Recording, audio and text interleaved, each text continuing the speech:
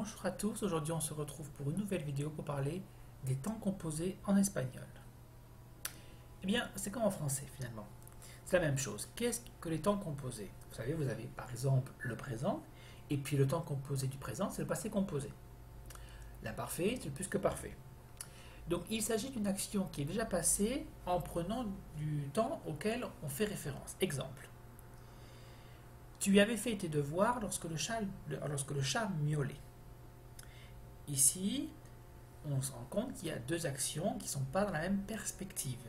La première action, c'est le fait que une personne a fait ses devoirs quand le chat s'est mis à miauler. Ça veut dire que d'abord, il avait fait ses devoirs, il avait terminé, et puis le chat a commencé à miauler. Donc en fait, le temps composé, ça permet d'avoir une action qui est avant l'action en fait de la principale, si vous voulez. Avant l'action principale. Ici, le fait que le chat miaule, on se rend compte que la personne avant avait déjà fait ses devoirs. Et bien, comment ça marche pour former un temps composé? C'est comme en français, à quelque chose près. Sauf qu'en français, il y a deux auxiliaires. Il y a être ou avoir.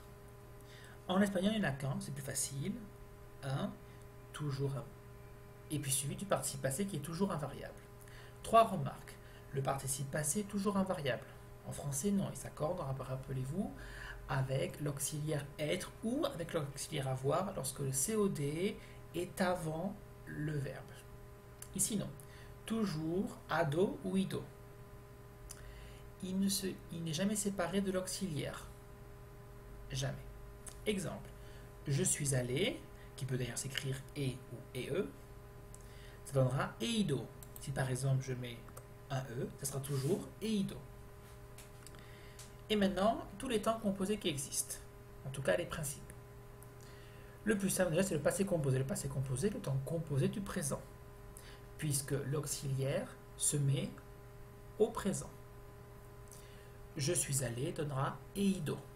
Au futur antérieur, l'auxiliaire sera au futur. Habré ido. Au conditionnel, l'auxiliaire sera au conditionnel. Habría ido ou hubiera ido, qui peut exister, mais on ne va pas s'attarder dessus. Plus que parfait, l'auxiliaire sera à l'imparfait. Había ido. Passé antérieur, l'auxiliaire sera au passé simple. Hube ido. Impératif, l'auxiliaire sera à l'impératif. Et ido, qui veut dire soit allé. Le participe présent passé, l'auxiliaire sera au participe présent. Habiendo ido. Voilà, nous nous retrouvons pour de prochaines vidéos. Hasta pronto. Adiós.